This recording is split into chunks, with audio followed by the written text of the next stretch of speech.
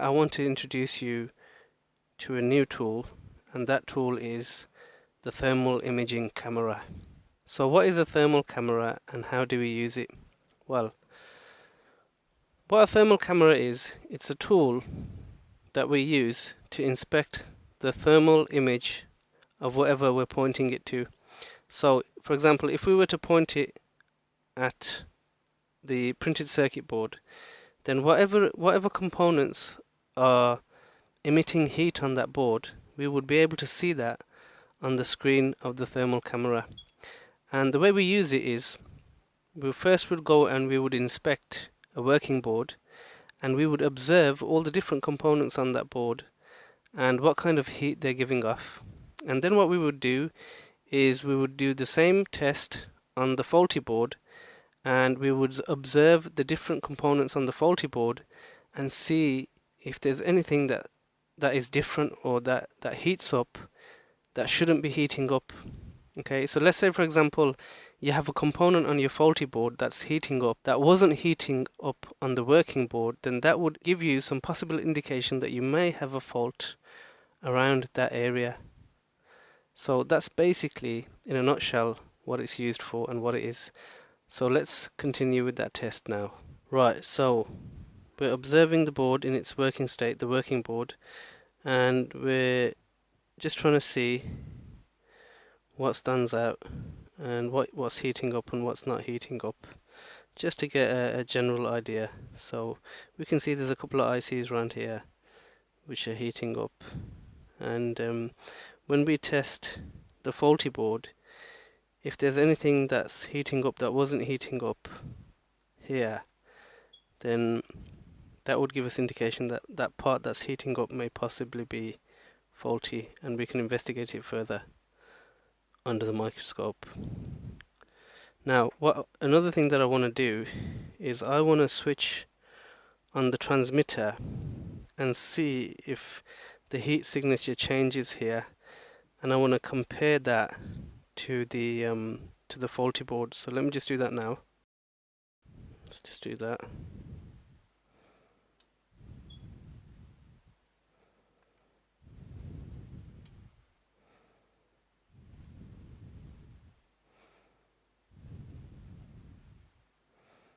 Oh, look here. When I switched on that transmitter, okay, there was power that went through that line there into the relay, right? So power came in from somewhere, from a line somewhere, lit up that, here we go, there it is.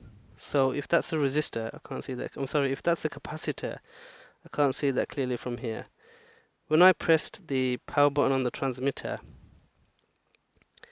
that capacitor lit up and I heard the click on the relay.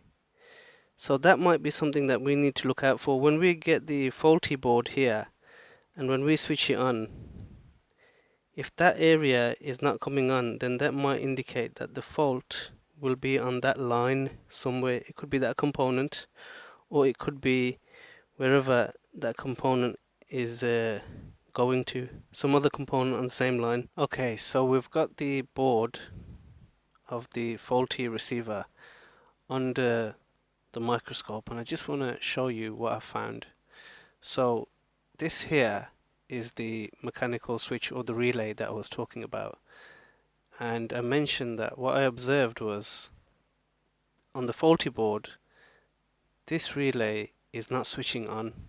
Okay, now when I tested it under the thermal camera, what I found was, when I done the heat signature test with the thermal camera on the working board, there was a signal that came through here when I switched on the transmitter, and this resistor lit up, and then I heard a click from this mechanical relay here. On the faulty board, when I switched on the transmitter,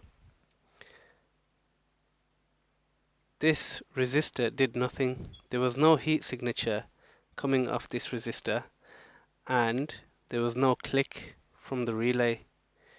So that would indicate to me that wherever the signal is coming from, to switch this on is not functioning